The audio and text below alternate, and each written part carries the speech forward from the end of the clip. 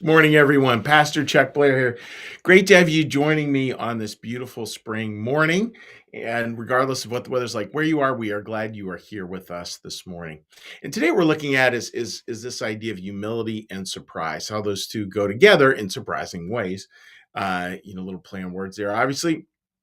And it's a fun topic to think about, and we're in a section now. We've been working our way through a Bible study, and we're in a section after Noah and three sons, Shem, Ham, and Japheth, and then there's a section here that's just a bunch of begats, and the begats are so and so begat, so and so begat, so and so. Sort of a setting up a family lineage, as it were, and we don't spend a lot of time on that. It's not a narrative. There's not a narrative to follow. It's just as they did in the ancient world, they would give this series and biblical commentary on that from a Christian New Church perspective. Emanuel Swedenborg writes about internally this is how churches evolve or devolve, one or the other, and we get a chance to see how things change over time. And one of the real fascinating ideas that's in this is that through all these changes we need to have a great deal of humility. And I want to read for you some thoughts on that to consider around humility, and then I'm going to tie them into surprise. All genuine worship consists in reverence for the Lord. Reverence for the Lord consists in humility, and humility consists in admitting the truth about ourselves. The humbler we are, the more reverence we will have, the more love and charity we will feel, and the happier we will be. Beautiful, right? And it's a fascinating sort of triad there. So more humble we are, and I'll just read it to you again. The more humble we are, the more reverence we'll have. In other words, the more in awe we'll stand of God and the world. The more love we'll have, the more kindness we'll have. That's charity or service. If you think of a kindness, a mutual love, all those parts, that service part, the more we'll be able to serve, and the happier we will feel, and that all results in a happiness. So that's really interesting, because we don't live in an era that tends to embrace humility as a fundamental human virtue. Matter of fact, we live in an era of the exact opposite, where it's about not about embracing a humility, but humility is so incredibly important, folks.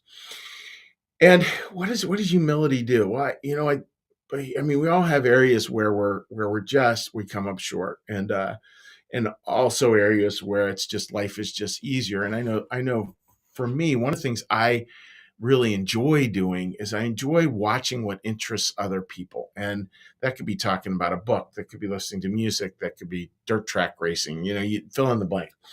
I find that very enlivening for me personally.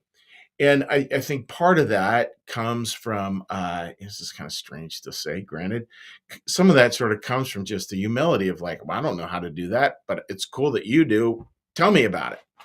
And hopefully it doesn't come across as having hubris there, but I really do. I don't know how to do a lot of things, but I do know how to enjoy other people who know how to do those things. And that for me has led to a lot of real fun experiences in life. And it allows, I think, that humility, it allows for a surprise. It allows God to surprise us. It allows other people to surprise us. It allows what other people find interesting to surprise us. And I was thinking about it, last night, working with a wonderful couple whose wedding's coming up, and talking about them. They just finished this exercise we do here with couples at New Church Live, which is called couples who are going to get married, called Trading Places. And the way Trading Places works is that each couple gets to run a date night for the other couple, essentially. But it's not the typical way of doing it. It's not done in the typical way of, all right, we're going to get together and figure out what we would like to do together. It's not that at all. It's actually based on, you've got to actually run the whole date night for them. And to do that, it takes a lot of humble pie, because you're not doing what you want to do. You're doing what they want to do. And then you're getting to enjoy their enjoyment of doing that thing. a key new church concept is love is feeling the joy of another person is your own joy. That's it's sort of what the exercise is all about, and it's fascinating to watch. As I tell couples, I ask them to even order for their partner. What would be their favorite appetizer, their favorite drink, their favorite entree, their favorite dessert. You order it all, then you take them to their favorite places. You do their favorite things. Really, really fun date night. And over the years, it's been super fun watching how couples do this and what they come up with. And a couple of weeks ago, working through the same exercise with another couple, and she had taken him to this restaurant in Philadelphia called Liberty, Tee. And upstairs is a bar, downstairs is mini golf. Gotta love that. And then he had taken her to a place called the Cat Cafe. Never heard of that. And where it's in Doylestown, which is local to us here in Bernathen, Pennsylvania. And what it was you eat dinner and then you go and play with kittens in the next room. You gotta love that. You gotta love that. So folks, that's takes a certain humility, right? It takes humility that, oh, this date is not about me. This date is about you and about how I can celebrate you. And then the reverse comes back. They get a chance to also have a little evening with a beautiful, very sincere humility where they return the favor. That, folks, is where this combination of humility and surprise comes together. And it's the same with our spiritual lives. And we really try to be curious, when we really try to be open, when we really try to not know, again, the great cloud of unknowing, when we really try to not know, it can open us up in ways that are very, very significant. So, I would ask you, the takeaway today might be something along the lines of just be open and be humble and be curious and try to, as best we can, let down our opinions, let down our judgments, let down our agendas for the way the day's going to run, and really just try to find someone today who you can ask about their passions and who you can allow to speak into that, really allow them to talk about it, and just watch their enjoyment. Find something somebody's passionate about and ask him. I mean, here's one, to be honest. You will never see me on a golf course, ever, ever, ever, ever. You might see me driving a golf cart. You will never see me golfing. But you know what? Ask somebody, what do you love about golf? Asking them that question, it just creates a great tie. And believe it or not, folks, when we ask that sincerely, it's a great practice in humility. Humility is not about beating ourselves up. As a famous saying goes, it's not where we think less about ourselves, it's where we think less about ourselves. And boy, that's terrific spiritual place to be. Very powerful spot to hold in our lives. So I hope that makes sense, friends. May you have a day of humility and surprise. And what we're going to do now we're going to do a little prayer, a little blessing, and then we'll do a little shout out to folks online.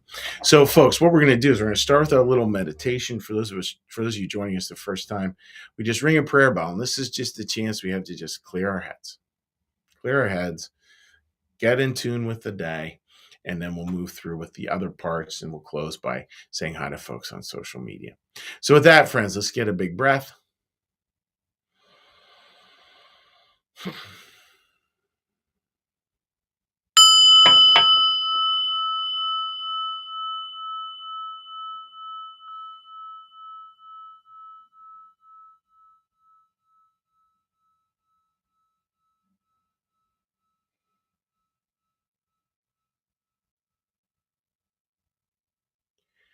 Be still and know that I am God.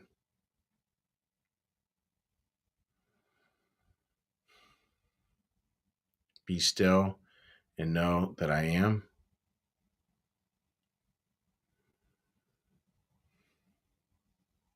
Be still and know that I.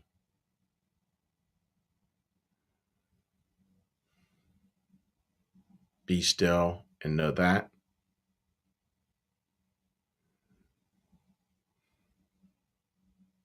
Be still and know.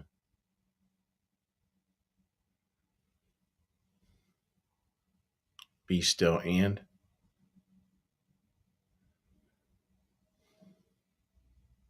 Be still.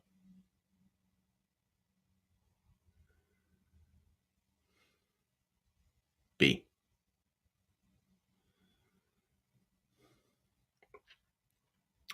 Our Father, who art in the heavens, hallowed be thy name. Thy kingdom come, thy will be done, as in heaven, so upon the earth. Give us this day our daily bread, and forgive us our debts, as we also forgive our debtors. And lead us not into temptation, but deliver us from evil. For thine is the kingdom, and the power, and the glory forever. Amen. May the Lord bless you and keep you. May the Lord make his face to shine upon you and be gracious unto you. May the Lord lift up his countenance upon